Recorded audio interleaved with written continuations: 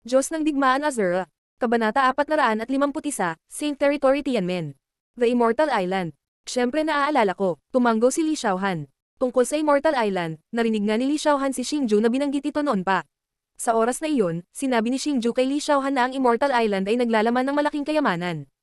Sinabi rin niya kay Li Xiaohan na huwag sabihin sa sino man ang tungkol sa sikretong ito. Ang Immortal Island ay itinayo ng mga nakaligtas sa huling sakuna ng Sky Martial Continent. Bagamat ang sakuna ay nag-iwan ng ilang Saint Stones sa Sky Martial Continent, pakiramdam ko dapat mayroon pa ring mga Saint Stones sa Immortal Island. Paliwanag ni Xingju kay Li Xiaohan nang makita niya ang nalilitong ekspresyon nito. Brother Xingju, pupunta ka ba sa? Nagtatakang tanong ni Li Xiaohan. Naunawaan na niya ang kahulugan sa likod ng mga salita ni Xingju. Tama, hindi alintana kung mayroong anumang mga Saint Stones sa Immortal Island o wala, kailangan kong maglakbay doon, pagkumpirma ni Xingju. Tatay, huwag kang mag-alala. Pupunta talaga ako sa Sacred Region para makasama ka sa lalong madaling panahon. Kahit na walang Saint Stones, gagawa pa rin ako ng breakthrough sa Battle Saint Realm. Pagkatapos, dahan-daang itinaas ni Xingju ang kanyang ulo at tumingin sa lugar kung saan nawala si Dugo Chang'e nang may determinadong tingin. Pagkatapos ng labanan, ang Profound Palace, na kilala bilang pinakamakapangyarihang depensa sa Sky Martial Continent, ay lubhang napinsala. Ang matayog at napakagandang gusali ay naging malalaking bato na nagkalat kung saan-saan. Mayroong hindi mabilang na malalalim na bitak sa lupa. Ang Profound Palace ay ganap na naging isang kaparangan. Mayroong libu-libong tao sa parehong damit na nakakalat sa kaparangan. Sila ay natural na angkan ng Spirit Eater Clan. Sa sandaling ito, nakalunok na sila ng high-grade pill at nagpapagaling na. Palace Master Xingju, anuman ang mangyari, napakabuti at buhay pa si Dugo Chang'e. Bagaman nakapasok na sila sa Sacred Region, siguradong walang aksidente sa lakas ni Dugo Chang'e. Ang kapahamakan ng Sky Martial Continent ay ganap na lumipas. Bilang mga eksperto ng Sky Martial Continent, dapat nating tulungan ang mga karaniwang tao na muling itayo ang kanilang mga tahanan. Ngunit kahit na ano, ang isang grupo ng mga dragon ay hindi maaaring walang pinuno. Patriarch Dan at ako ay palaging pakiramdam na ikaw ang pinakaangkop na tao na kumuha ng pinakamataas na posisyon. Sa sandaling iyon, tatlong tao na may malalakas na aura ang natipon sa tuktok ng isang malaking sirang bato. Sila ay sina Xingju, Yao Yushan, at Lady Dan. Kasalukuyan nilang pinag-uusapan kung paano muling itatayo ang kontinente. Dati, bagamat hindi nila personal na nakita si Dugo Chang'e, malinaw na nakita nila ang gininto ang liwanag na ibinubuga ng Sacred Region Heavenly Gate. Higit pa rito, sa sandaling ito, halos naiintindihan nila ang nangyari. Matapos malaman na nakapasok na si Han Zhan sa banal na rehiyon at ang taong nagbanta sa mga eksperto sa kontinente ay nawala, ang dalawang sinaunang pinuno ng angkan ay naiganhawahan. Gayunpaman, hindi banggitin ng bigla ang paglitaw ng libu-libong combat emperors mula sa Soul Eater race, ang katotohanan na si Xingju ay nagtataglay ng lakas ng isang mataas na antas na combat emperor ay malayo sa kung ano ang maaari nilang labanan. Sa makatuwid, nagpasya na sina Yao Yushan at Lady Dan na gawing pinuno nila si Xingju at hayaan si Xingju na pangasiwaan ang kasalukuyang sitwasyon. Patriarch Yao, Patriarch Dan, ang muling pagtatayo ng kontinente ay may kinalaman sa kaligtasan ng bilyon-bilyong buhay na nilalang sa Sky Martial Continent. Ang Azura Palace ay hindi magsisikap na tulungan ang lahat. Gayunpaman, ako, si Xingju, ay hindi kayang kunin ang posisyon ng pinuno. Tumiti si Xingju at umiling. Call Master Execution, kung hindi mo pinangangasiwaan ang sitwasyon, natatakot ako na sa likas na katangian ng Profound Channeling Ghost Phoenix, hindi ito makagambala sa muling pagtatayo ng kontinente. Gayon din, agad na naging balisa si Yao Yushan nang makitang tinanggihan na talaga siya ni Execution. Ang dahilan kung bakit mayroong 5 sinaunang angkan sa Sky Martial Continent noong sinaunang panahon ay dahil ayaw ng langit na masira ng isang angkan ang balanse ng kontinente. Pagkalipas ng libu-libong taon, ang 5 sinaunang angkan ay nabawasan sa 3. Bagamat ang Soul Eater race ay nawala sa loob ng 100 taon at ang Heavenly Spirit Clan ay nasa panloob na alitan sa loob ng ilang taon, ang balanse ng kontinente ay hindi nagbago. Ang balanseng ito ang nagtatakda ng kapalaran ng Sky Martial Continent. Sa makatuwid, hindi ko nais na masira ang balanseng ito. Bagaman ang lahat ng may kakayahan ay dapat magambag sa muling pagtatayo ng kontinente, hindi natin mapipilit ang iba. Kung ang mga Beast Cities at ang Heavenly Spirit Clan ay ayaw magambag, kung gayon maaari lamang nating hayaan silang gawin ang gusto nila. Si Xingju ay may malabong ngiti sa kanyang mukha habang sinabi niya sa kanilang dalawa, ngunit sino ang gumawa ng mabubuting gawa, at sino ang walang ginawa upang iligtas ang mga nangangailangan. Ang lahat ng nabubuhay na nilalang ay magkakaroon ng kanilang sariling mga konklusyon. Ang konklusyon na ito ay magkakaroon din nakakaapekto sa balanse sa pagitan ng dalawang kontinente. Kung ganoon, magagawa lang natin ang sinabi ng Palace Leader Xingju. Yao Yushan at Lady Dan nang marinig nila ang mga salita ni Xingju. Gayunpaman, hindi nagtagal ay naramdaman nilang may katuturan ang mga salita ni Xingju, kaya tumanggo sila bilang pagsang-ayon. Brother Yanran, kataypan ba ni Brother Xingju? Habang nakikipag-usap si Xingju kina Yao Yushan at Lady Dan, si Wang Yanran at Yao Xinyan ay tahimik na pinapanood si Xingju mula sa malayo. Gayunpaman, nang malaman nila na si Li Xiaohan, na nakikipag-chat sa Soul Maiden, ay kanyang kasintahan, hindi naiwas ang tanongin ni Yao Xinyan si Wang Yanran para sa kumpirmasyon. Oo, hindi ko inasahan na maabot ni Little Sister Xiaohan ang level ng isang high-level combat emperor sa loob lang ng ilang taon. Talagang match made in heaven silang dalawa. Tumanggo si Wang Yanran bilang tugon sa tanong ni Yao Xinyan. Gayunpaman, sa sandaling ito, hindi naiwas ang maalala ni Wang Yanran ang eksena nang makita niya sina Li Xiaohan at Xingju na magkasama sa Devil Beast Mountain Range ng Eastern Continent. Noong panahong iyon, silang dalawa ay mga main pavilion disciples lang ng Yufeng Pavilion. Gayunpaman, sa loob lamang ng ilang taon, sila ay lumaki upang maging pinakamalakas na pag-girl sa Sky Martial Continent. Sa sandaling ito, sa wakas ay naunawaan na niya kung bakit magkasama silang dalawa. Ito ay dahil sa mga halimaw na henyo. Tanging mga halimaw na henyo lamang ang makakabili nito. Siya ay talagang napakaganda. Si Kuya Xingju ay may masarap na panlasa. Nagpakita rin ng ngiti ng paghanga si Yao Xinyan habang sinusukat niya ang maladiwata na si Li Xiaohan. Brother Yanran. Sa sandaling ito, natuklasan ni Li Xiaohan si Wang Yanran. Nang makita niya si Wang Yanran, isang masayang ngiti ang agad na lumitaw sa dalisay na mukha ni Li Xiaohan. Sa isang paglukso, ang kanyang puting damit na nyebe ay lumipad sa hangin at nakarating siya sa harap ni Wang Yanran. Junior Sister Xiaohan, ilang taon na kitang hindi nakikita. Naging isang magandang kagandahan ka. Nang makitang lumapit si Li Xiaohan para batiin siya, nakangiting pinuri ni Wang Yanran. Hehe, inaasar talaga ni Senior Sister Yanran itong Little Sister. Matapos marinig ang mga salita ni Wang Yanran, ang mapupungay na mga mata ni Li Xiaohan ay hindi maiwasang bahagyang dulang habang nagpapakita siya ng matamis na ngiti. Senior Sister Yanran, sino itong Little Sister? Bahagyang ipinikit ni Li Xiaohan ang kanyang mga mata at tumingin kay Yao Xinyan, na nasa tabi ni Wang Yanran. Hello Big Sister Xiaohan, ang pangalan ko ay Yao Xinyan. Tawagan mo na lang akong Xiaoyan, hehe. Nang makitang nakatingin sa kanya si Li Xiaohan, nagpakilala si Yao Xinyan bago pa makapagsalita si Wang Yanran. Sa pagharap sa isang masayahin at buhay na si Yao Xinyan, nagkaroon din ng magandang impresyon si Li Xiaohan sa kanya. Di nagtagal, nagsimulang mag-chat ang tatlong babae, na may espesyal na damdamin para kay Xingju. Unti-unting lumipas ang oras.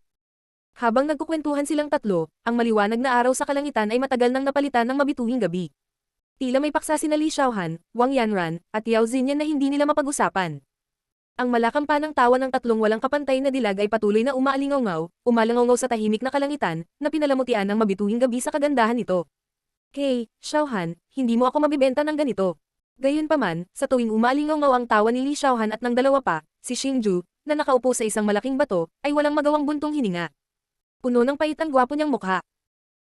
Dahil sa kanyang makapangyarihang spiritual strength, malinaw na narinig ni Xingju ang pag-uusap ni Li Xiaohan at ng dalawa pa. Sa tuwing mas tumatawa silang tatlo, ito ay dahil may narinig silang mga nakakahiyang bagay tungkol kay Xingju. Little brother Xingju, mukhang madamdamin ka talaga. Nang si Xingju ay nalulumbay na walang pag-aalinlangan na ipinasa ni Li Xiaohan ang kanyang mga nakakahiyang bagay kina Wang Yanran at Yao Xinyan, biglang umalangaw ang boses ng Soul Maiden mula sa kanyang likuran. Senior Soul Maiden, Sister Soul Maiden. Ibinalin niya ang kanyang ulo upang tingnan ang magandang Soul Maiden, na may kahanga-hangang figure. Nang tatawagan na sana siya ni Xingju na senior, natuklasan niya na hindi nararapat na tawaging senior ang isang bata at magandang babae. Maya-maya pa ay pinaikit niya ang kanyang mga mata at tinawag talaga siyang ate. Hoy, sabihin mo kay ate, sino ang pinakagusto mo sa kanilang tatlo? Nagulat ang Soul Maiden nang marinig niyang tinawag ni Xingju ang kanyang nakatatandang kapatid na babae. Ngunit maya-maya lang, isang nakakaakit na ngiti ang lumitaw sa kanyang kaakit-akit na mukha. Kasabay nito, umupo siya sa tabi ni Xingju at tinitigan si Xingju na may matanong na tingin. Ako.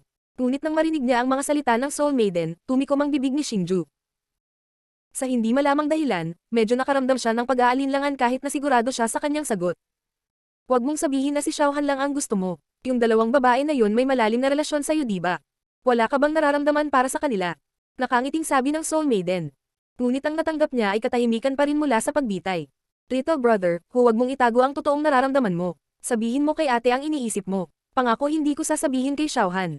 Nakangiting sabi ng Soul Maiden nang makita ang pag-aalinlangan ni Xingju. Haha, hindi ko ito itatago kay sister. Tinatreto lang siya ni Senior Sister Wang bilang isang big brother. Para naman kay Yao Xinyan. Mayroon akong hindi maipaliwanag na damdamin para sa kanya. Pareho silang mga tao na gusto kong protektahan. Pero kahit alin man ito, ibang-iba sila sa nararamdaman ko para kay Xiaohan. Hindi ko matiyak kung gusto ko talaga si Yao Xinyan, pero nakakasigurado ako na mahal ko si Xiaohan. Kaya, ako, si Xingju, may Xiaohan lang sa buhay ko. Sabi ni Xingju na may malabong ngiti na puno ng determinasyon. Ha?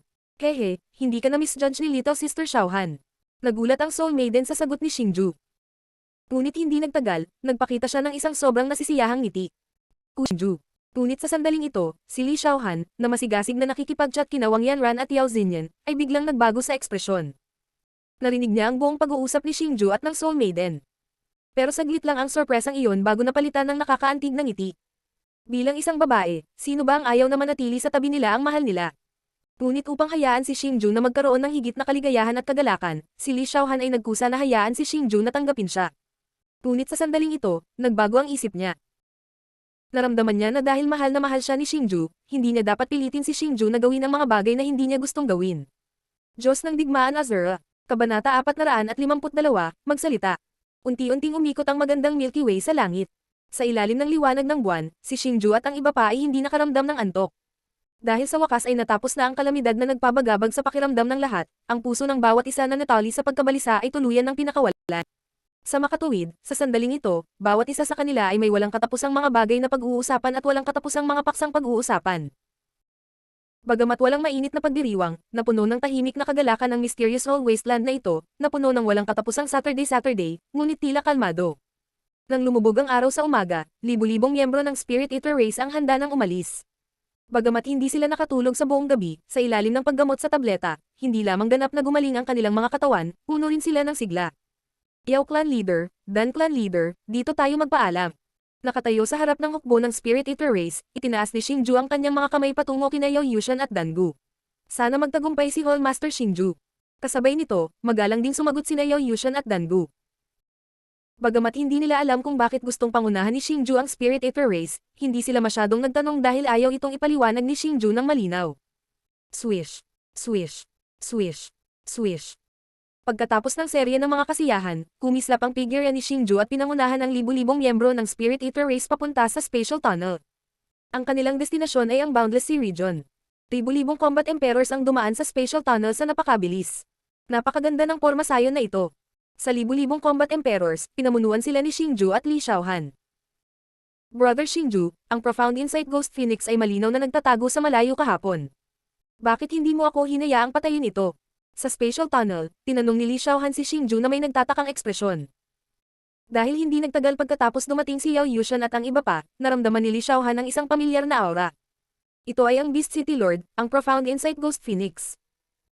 Noong panahong iyon, gustong makuha ni Li Xiaohan ang malalim na pag-unawa sa Ghost Phoenix, ngunit pinigilan siya ni Xingju. Dahil si Yao Yushan at ang iba ay nasa sinaunang panahon, hindi kailanman tinanong ni Li Xiaohan kay Xingju ang dahilan, kaya ngayon lang siya nagsalita. Xiaohan, mas gusto kong patayin ang Profound Enlightenment Ghost Phoenix kaysa sa iyo. Gusto kong putulin ang kanyang mga litid at buto. Ngunit hindi ko ginawa iyon, dahil naramdaman ko na ang paghihiganti na ito ay dapat gawin mismo ni Senior Yan Huang. Nang makita ang tanong ni Li Xiaohan, ipinaliwanag ni Xingju. Ngunit ang natal spiritual weapon ni Senior Yan Huang ay nawasak. Paano niya lalabanan ang Mystic Ghostly Phoenix? Nag-aalalang tanong ni Li Xiaohan. Libu-libong taon nang naglilinang si Senior Yan Huang at naabot na niya ang rurok ng isang mid-tier combat emperor. Logically speaking, kailangan ng isang taon bago matanggal ang sinaunang selyo na nagsilyado sa kanyang kapangyarihan. Gayunpaman, hindi pa rin siya lumalabas sa pag-iisa. Hindi man lang siya tumugon sa lihim na utos na ipinadala ko sa kanya. Pakiramdam ko ay malamang na sinusubukan ni Senior Yan Huang na makalusot upang maging isang mataas na antas na combat emperor. Tungkol naman sa spiritual weapons, marami ako dito, sabi ni Xingju nang may kumpiyansa. Oh, nakikita ko, hehe. Kaya may plano na si Brother Xingju. Sa sandaling ito, sa wakas ay naunawaan ni Li Xiaohan ang intensyon ni Xingju. Kaya naman, nagpakita siya ng matamis na ngiti. Sa isang partikular na isla sa walang hangganan na rehiyon ng dagat, sina Su Liner, Xiaobai, at Xiaolong ay sabik na pabalik-balik. Nang matanggap nila ang agarang lihim na utos mula kay Xingju, agad silang sumugod sa islang ito na itinayo ni Xingju. Logically speaking, sa lakas ni Xingju, dapat nakarating na siya ngayon. Nandito na, biglang tumigil ang nag-aalalang yapak ni Xiaolong. Kasunod nito, ibinaling niya ang matalim na tingin sa malayong kalangitan. Napakalakas ng aura. Gayunpaman, nang tumingin siya sa malayong kalangitan, maging ang ekspresyon ni Xiaolong ay nagbago ng husto. Dahil sa kailaliman ng tila kalmadong kalangitan, naramdaman niya ang isang napaka-rengal na aura na mabilis na papalapit. Napakalakas ng aura na ito na kahit siya ay hindi makayanan. Buzz. Nang maramdaman ni Xiaolong na hindi tama ang aura, isang itim na spatial na pinto ang biglang lumitaw sa kalangitan sa itaas ng isla. Kasunod nito, hindi mabilang na mga numero ang lumipad palabas mula sa spatial na pinto at pumili sa kalangitan. Nang makita nila ang mga taong ito na nakasuot ng parehong mahabang damit, mas nabigla sina Xiaolong at Xiaobai. Dahil sila ay namangha nang malaman na ang lahat ng mga taong ito ay talagang nagtataglay ng lakas ng isang Combat Emperor. Sa Sky Martial Continent, ang bilang ng mga taong nakarating sa Combat Emperor Realm ay mabibilang gamit ang mga daliri. Biglang, may libu-libong Combat Emperor sa harap nila. Ito ay hindi katanggap-tanggap. Xiaolong, Xiaobai, Liner. Gayunpaman, nang biglang nagpanik sina Xiaolong at Xiaobai sa eksenang nasa harapan nila, dalawang pamilyar na figure ang biglang lumitaw sa kanilang harapan. Sila ay sina Xingju at Li Xiaohan. Xingju, Xiaohan, talagang nakarating na kayong dalawa sa high-level Combat Emperor Realm. Nang lumitaw sina Li Xiaohan at Xingju, mabilis silang nakarating sa isla at nakarating sa harap ni Xiaolong. Gayunpaman, nang makita ni Xiaolong silang dalawa, ipinakita niya ang nagulat at nasasabik na ekspresyon.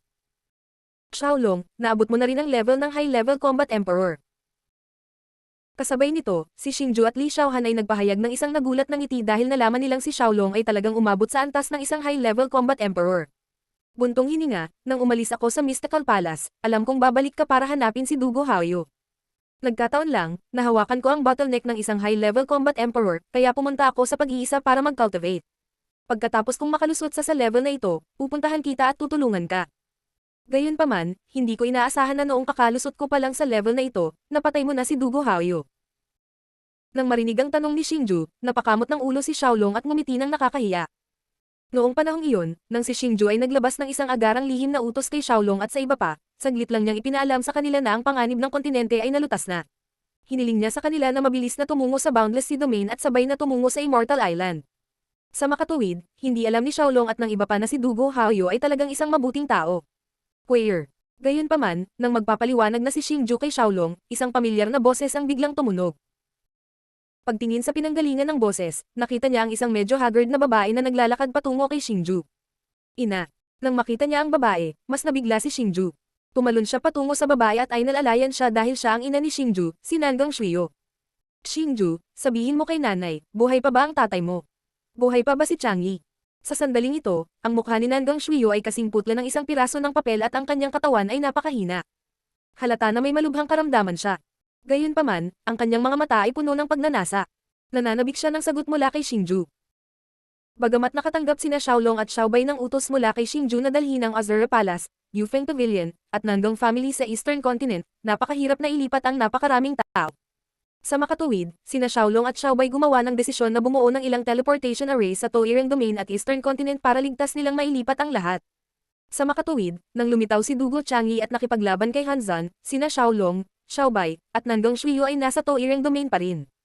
Ang dagandong ni Hanzan na may lakas ng isang Battle Saint ay kumalat sa bawat sulok ng Toireng Domain.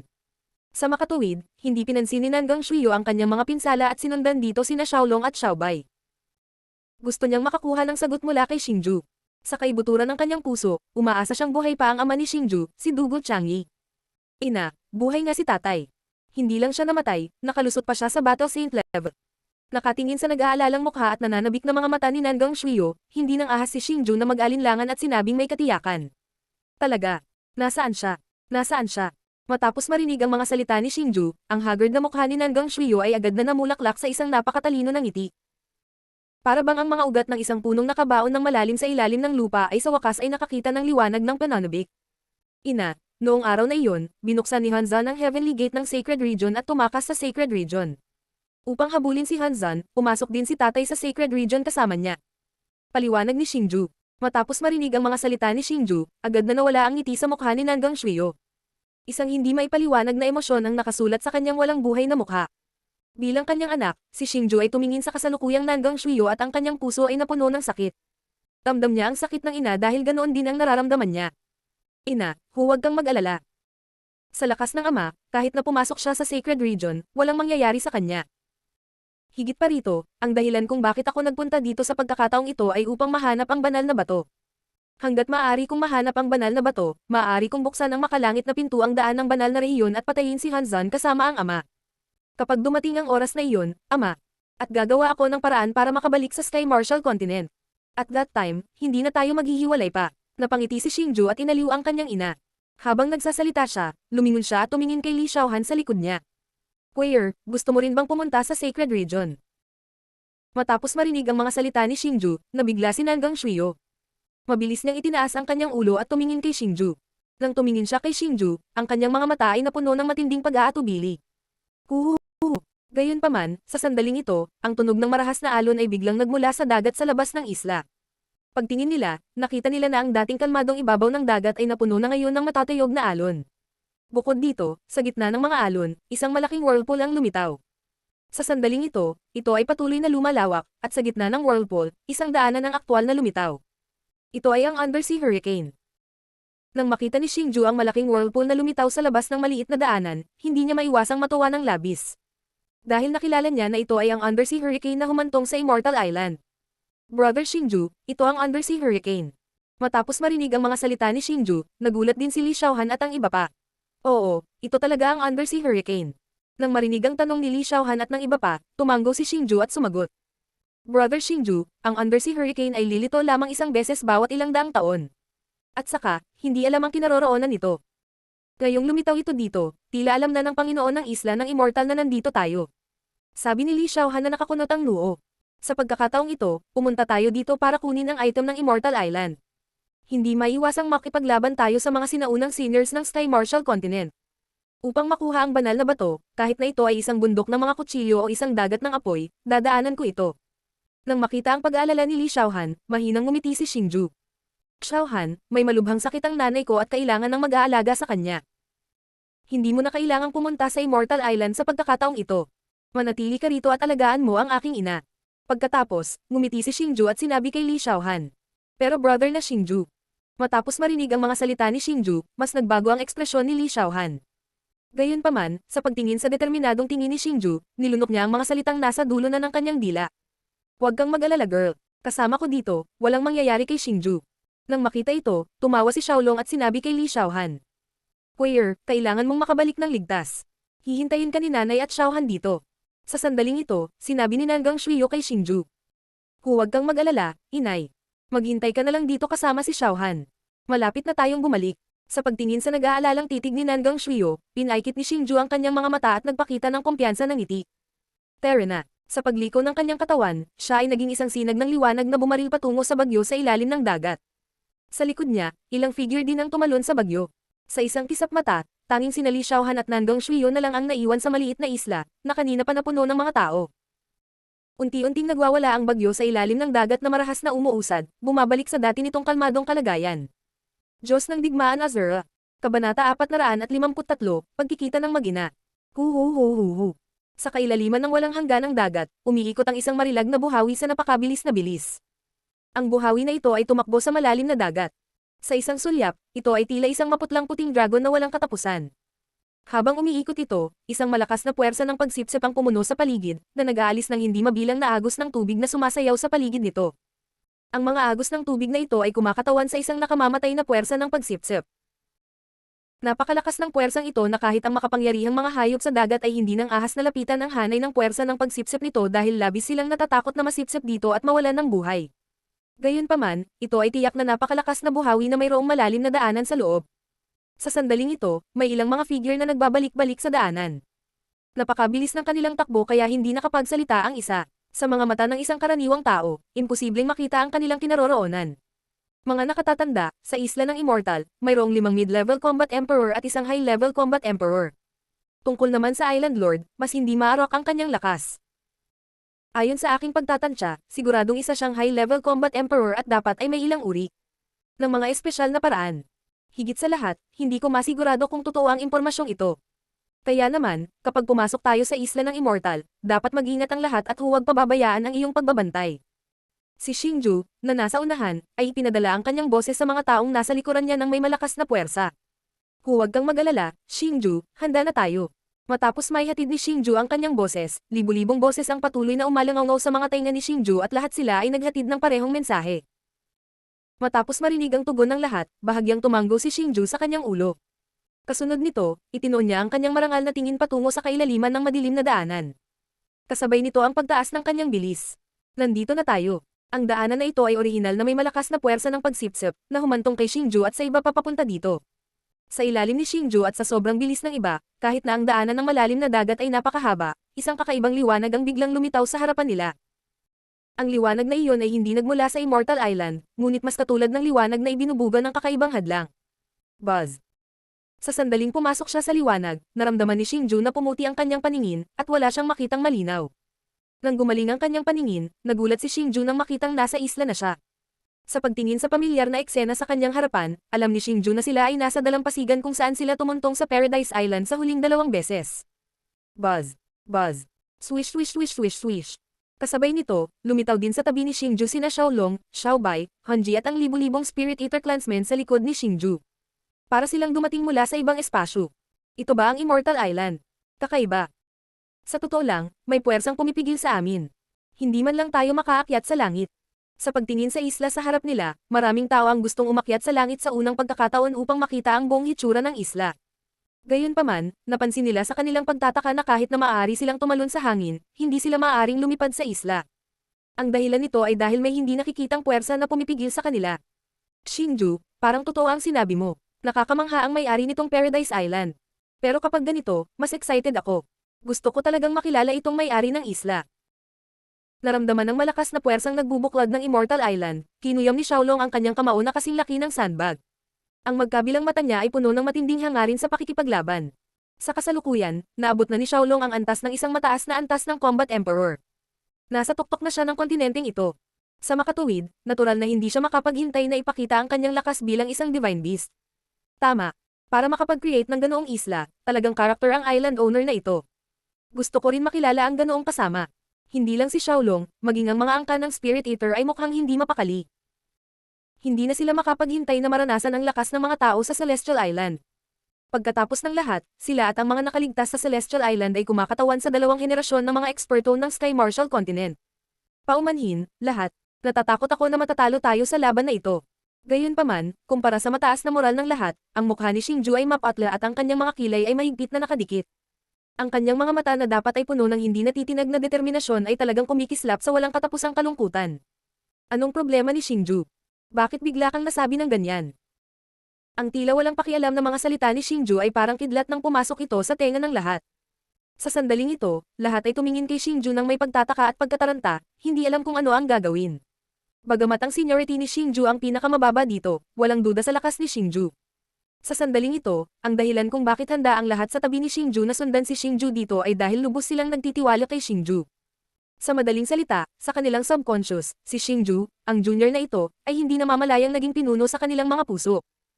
Sa sandaling ito, nang biglang sabihin ni Xingju ang mga ganoong salita, natural na nakaramdam sila ng labis na pagkalito dahil hindi ito katulad ng Xingju na kilala nila. I'm sorry, naging pababa ako. Akala ko orihinal na ang may-ari ng isla na ito ay nasa antas ng mataas na antas ng Combat Emperor. Gayunpaman, sa hitsura nito ngayon, ang may-ari ng isla na ito ay tila higit pa riyan. Kung hindi, sa lakas namin ni Xiaolong, imposibleng hindi namin kayang makipaglaban sa isang sulok ng Paradise Island. Gaano man kahiwaga ang porma sayon, imposibleng sugpuin ng isang eksperto sa parehong antas sa ganoong sukat. Sa makatuwid, sa hitsura nito, ang may-ari ng isla na ito ay malamang na maging eksperto sa Battle Saint. Nang marinig ang tanong ng lahat, mataimtim na nagsuri si Xingju. Battle Saint. Hindi pwede, tama.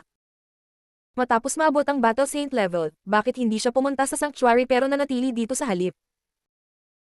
Matapos marinig ang mga salita ni Xingju, bagamat naramdaman ng lahat na ito ay makatwiran, nagsiwalat pa rin sila ng mga mukhang hindi makapaniwala.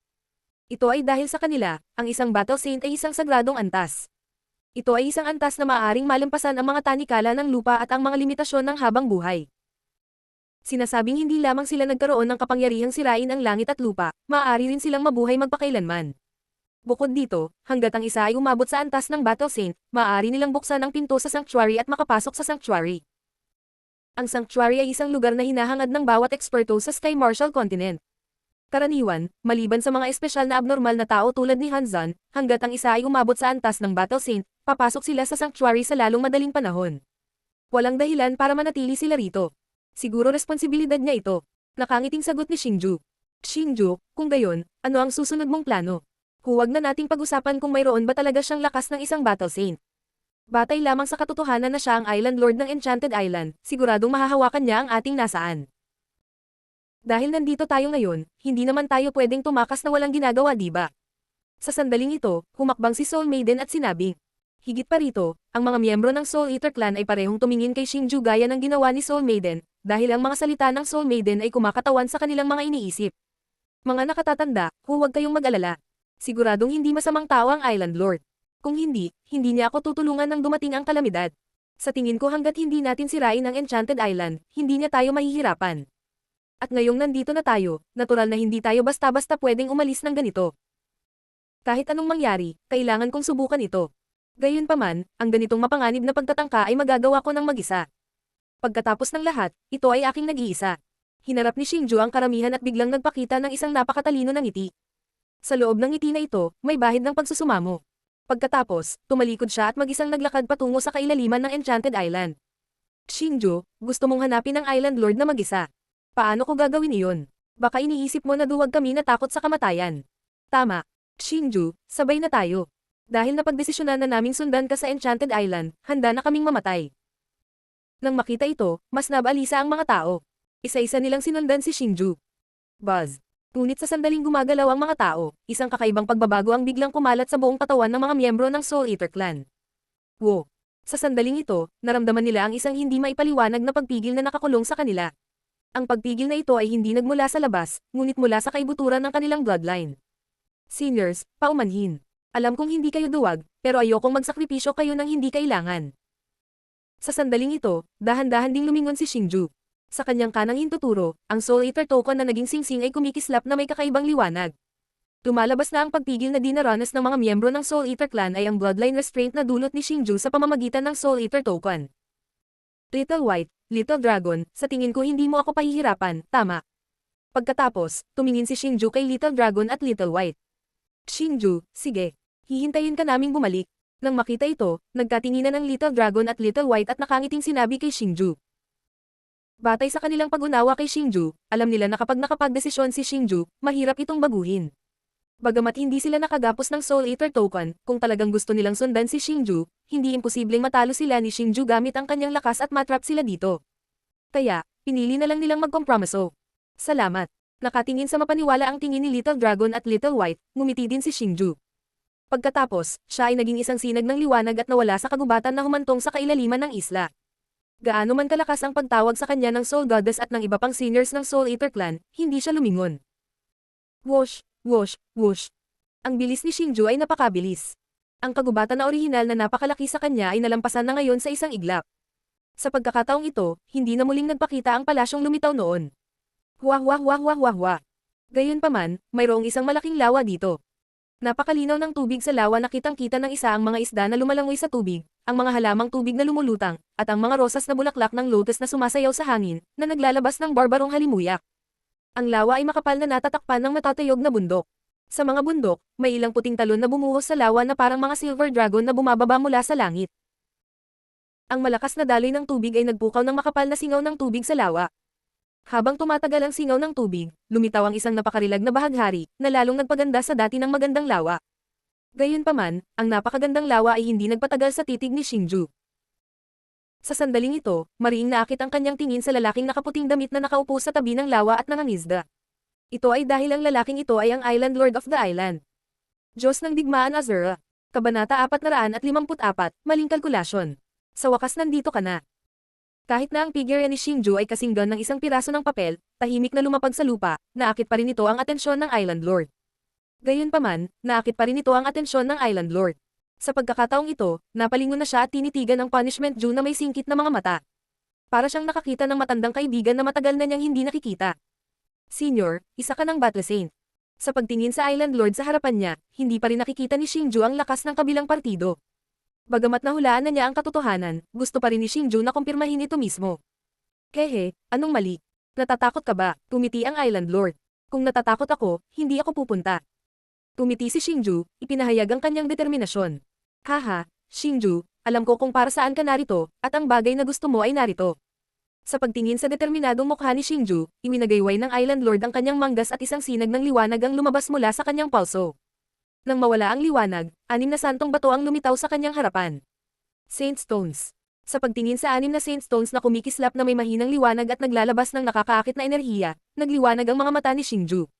Nag-aapoy ang apoy sa kaibuturan ng kanyang puso, umaapoy hanggang sa kumukulo ang kanyang dugo. Ito ay dahil dumating si Xingju para sa Saint Stones, at ang mga bagay na hinahanap niya kahit sa kanyang mga panaginip ay inilagay sa hindi kalayuan sa kanya.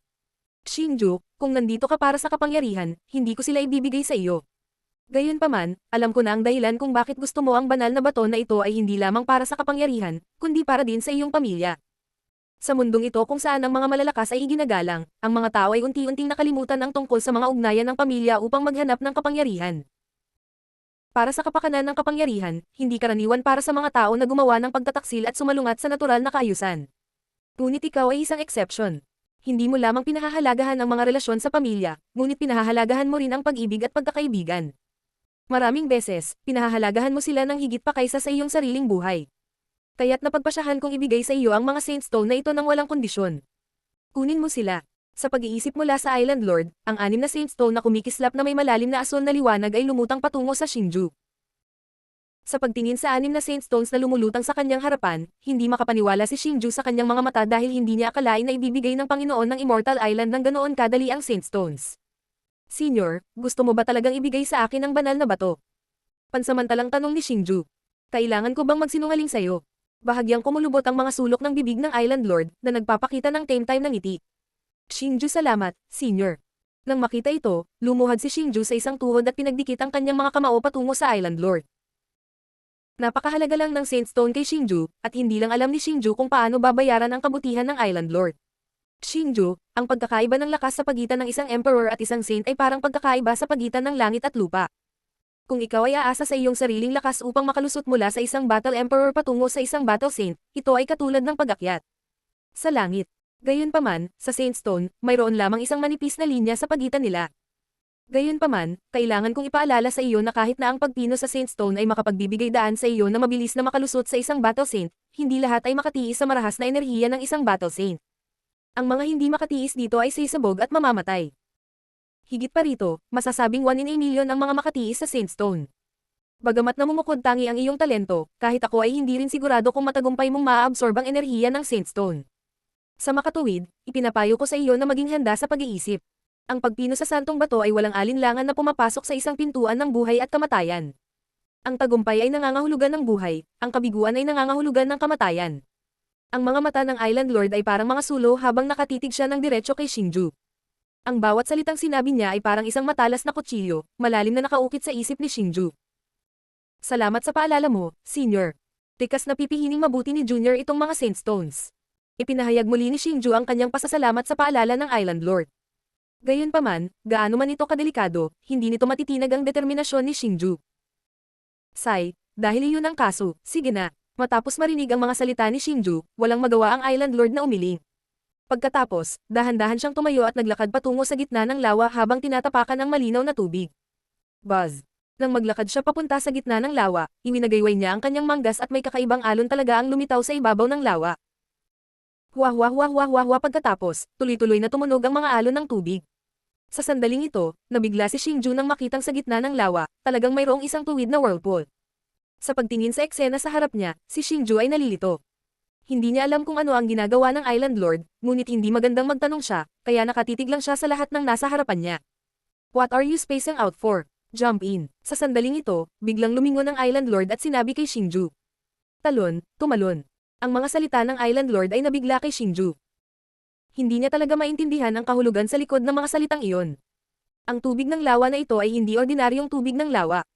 Inipon ko ang mga luha ng mga manliligaw, ang dugo ng masasamang tao, at hindi mabilang ng mga kayamanan upang dalisayan ito.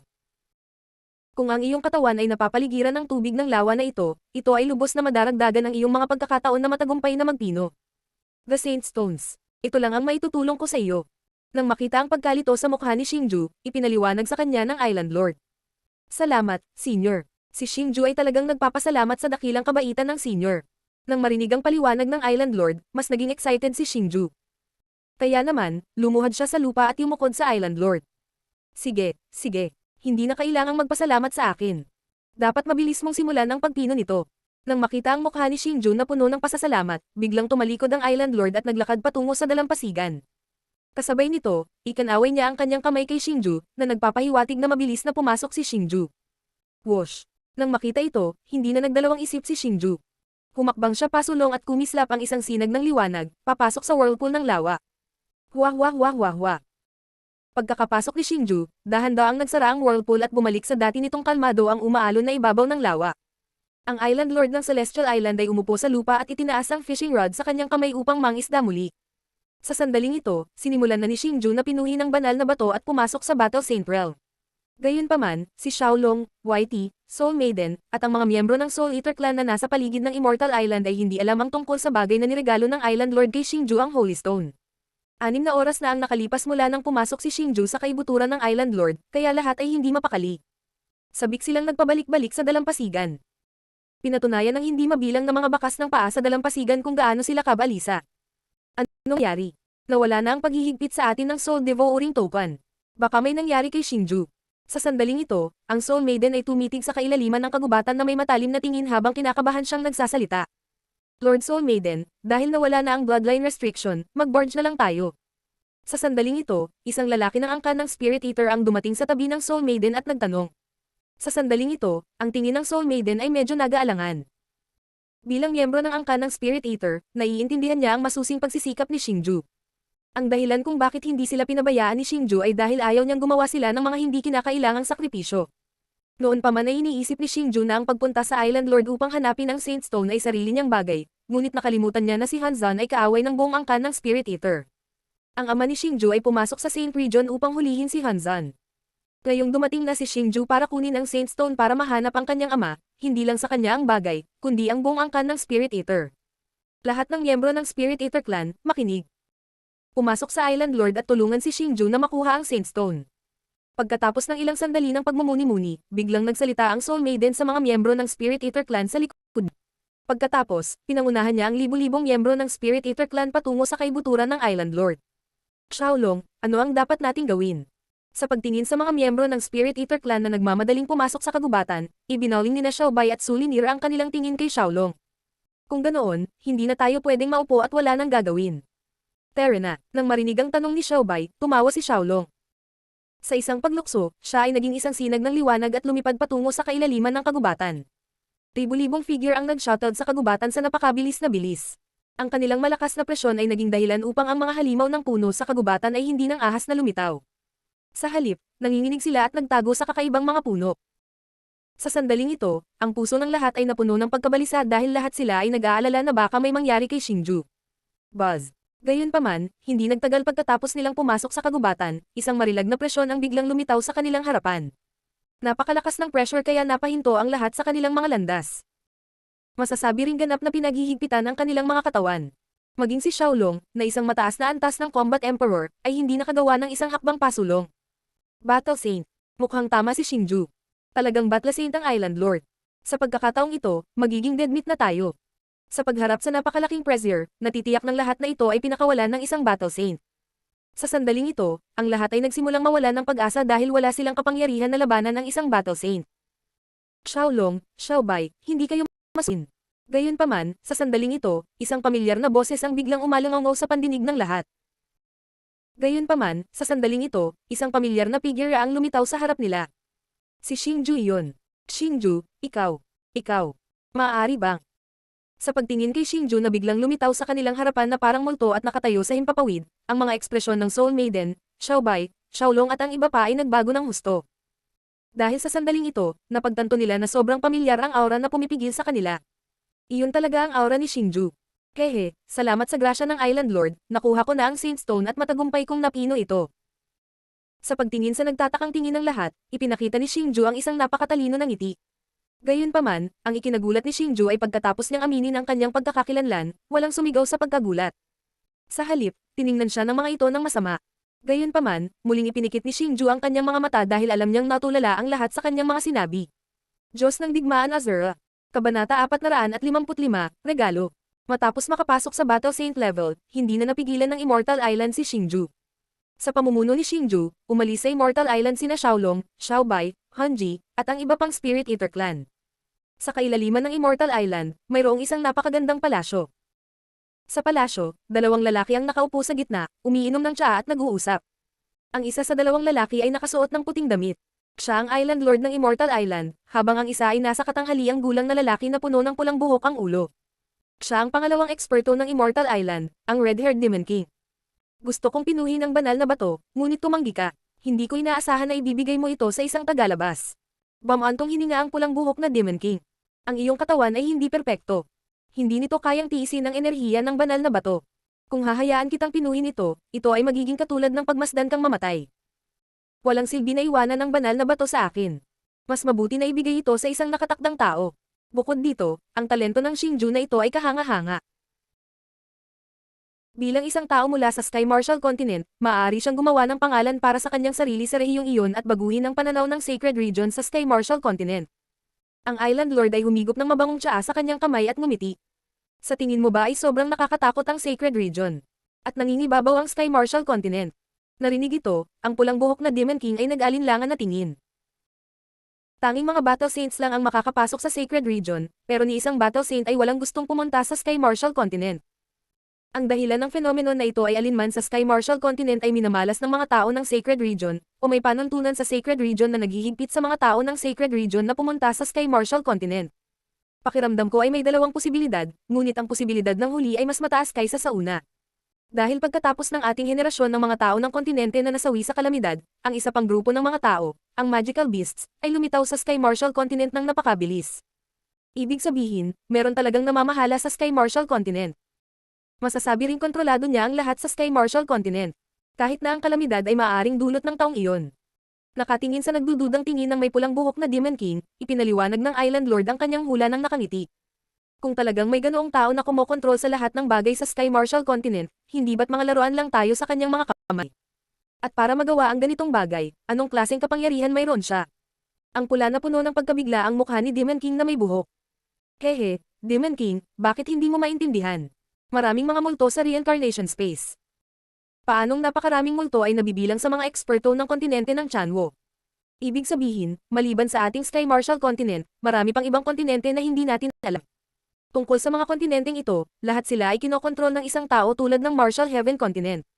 Kung ang taong iyon ay isang solong tao o ilang makapangyarihang organisasyon, wala tayong paraan upang malaman.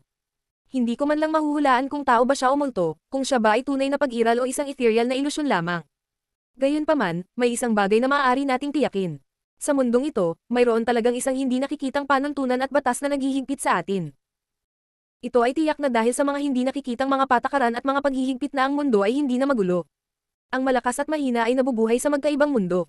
Sa madaling salita, ang mga tuntunin at batas na ito ay maaari ding tawaging Diyos ng mga karaniwang tao. Ang Diyos na nangingibabaw sa lahat at lumikha ng lahat. Ang Island Lord ay may malabong ngiti sa kanyang mukha, ngunit ang bawat salita at pangungusap ay nagpapakita ng napakaseryosong tono. Matapos marinig ang mga salita ng Island Lord, ang pulang buhok na Demon King ay napuno ng hindi maipaliwanag na ekspresyon. Para siyang nabigla at nataranta, at may halong takot pa nga. Sai, hula ko lang ito. Katulad na lang ng ilang mga mangmang na gumagawa ng mga hindi makatotohanang mito tungkol sa mga bagay na hindi maipaliwanag. Ngunit may isang bagay na maaaring kumpirmahin. Ang Sky Martial Continent ay isang sulok lamang na kinalimutan na ng mga tunay na eksperto. Ito ay parang isang inabandunang balon, at tayong lahat ay mga mangmang na palaka sa ilalim ng balon. Hindi ko alam kung ano ang panlabas na mundo. Biglang tumayo ang Island Lord at napabuntong hininga ng nakangiti. Kung ang Sacred Region ay talagang nakakatakot gaya ng sinasabi mo, ano ang magagawa ng brat na iyon doon? Matapos marinig ang mga salita ng Island Lord, halos naunawaan ng may pulang buhok na Demon King kung ano ang ibig niyang sabihin. Ang Sky Martial Continent ay isang sulok lamang na nakalimutan ng mga tunay na eksperto, at ang lugar kung saan naninirahan ng mga tunay na eksperto ay ang Sacred Region na walang nakakaalam kung ano ang hitsura nito. Sa lugar na iyon, dapat mayroong maraming mga powerhouse ng kontinente na hindi alam ng publiko. Matapos maabot ang antas ng Battle Saint, pumasok sila sa Holy Region. Sa lugar na iyon, hindi sila kumakatawan sa isang solong tao, ngunit higit pa sa kontinente na kanilang pinanggalingan. Iyon ang dahilan kung bakit handang ibigay ng Island Lord ang banal na bato kay Xingju nang walang pasubali, na gusto ni Xingju na kumatawan sa Sky Martial Continent at gumawa ng isang bagay sa Sacred Region. Gayunpaman, ang pulang buhok na Demon King ay walang gaanong tiwala kay Xingju. Hehe, noon, inabot ako ng 10 araw para pinuhin ang banal na bato, pero 2 oras lang ang inabot ni Xingju. Ano sa palagay mo? Hindi direktang sinagot ng Island Lord ang tanong ng red-haired Demon Monarch. Sa halip, bahagyang ngumiti siya sa pulang buhok na Demon Monarch. Pagkatapos, kasabay ng ihip ng hangin, nawala siya sa bulwagan na parang multo, naiwan ang pulang buhok na Demon Monarch, na puno ng pagkabigla ang mukha. Ilang araw na ang nakalipas mula noong umalis si Xingju sa Celestial Island. Sa isang maringal na sinaunang hanay ng bundok sa Toireng Domain, ito ay isang kompletong gulo. Marami sa matatuyog na kabundukan ang nawasak sa lupa, at ang mga sinaunang puno na dapat ay malago at lantian ay naging lantang itim na puno ng puno na nagkalat sa buong lugar. Gayunpaman, nararapat na banggitin na ang bulubundukin ay nagbubuga pa rin ng makapal na usok, na nangangahulugang ang pag-atake na nagpabago sa bulubundukin sa ganoong estado ay hindi ginawa ng Saint Demon nang bumaba ang sakuna, ngunit ng mga eksperto ng Sky Marshal Kontinente. Huhuhuhu. Sa isang malalim na hukay, hingal na hingal ang isang lalaking magulo ang buhok at puno ng mga sugat ang katawan habang inaalalayan ang nanginginig niyang katawan sa pagtatangkang tumayo. Gayunpaman, siya ay masyadong mahina sa sandaling ito. Nanghihina na siya kaya wala na siyang lakas para tumayo. Sa labas ng hukay ay nakatayo ang isang maputing buhok na matandang lalaki. Ang mukha ng matanda ay natatakpan ng malinaw na mga galos, at ang kanang mata ay nawala na. Isa ito sa 4 na dakilang banal na hayop, ang Flame Yellow Devil Tortoise. Ang isa na lubhang nasugatan at humihingal sa malalim na hukay ay ang kanyang disipulo, ang Beast City Lord, Profound Understanding Ghost Phoenix. Katulad ng nahulaan ni Xingju, ang Flame Yellow Devil Tortoise ay nasa isang guho na maaring magpabagal ng oras. Bago bumaba ang sakuna, ang sinaunang selyo sa kanyang katawan ay natanggal na, at ang kanyang lakas bilang isang mid-stage combat emperor ay naibalik. Ang dahilan kung bakit ayaw niyang lumabas sa pag-iisa ay dahil nasa proseso siya ng pagpasok sa isang high-stage combat emperor, at matagumpay niyang naabot ang antas na ito. Senior Flame Yellow Devil, bakit hindi mo nalang patayin? Nang makitang ayaw pa rin kumilos ng Flame Yellow Devil Tortoise matapos masugatan ng husto ng Profound Understanding Ghost Wind, si Xiaolong, na nanonood ng labanan sa gilid, ay hindi maiwasang magtanong. Kahit na ang Flame Yellow Devil Tortoise ay umabot na sa antas ng High Stage Combat Emperor, natatakot pa rin si Xingju na maaaring mangyari ang isang aksidente. Kaya naman, hinayaan niya si Xiaolong at ilang senior mula sa Spirit Eater race na samahan siya para harapin ang Profound Understanding Ghost. Espesyal niyang itinagubilan kay Xiaolong na kung ayaw itong patayin ng Flame Yellow Devil Tortoise, tutulungan siya ni Xiaolong na ayusin ito dahil hindi dapat iwanang buhay ang isang tao na tulad ng Profound Understanding Ghost Wind.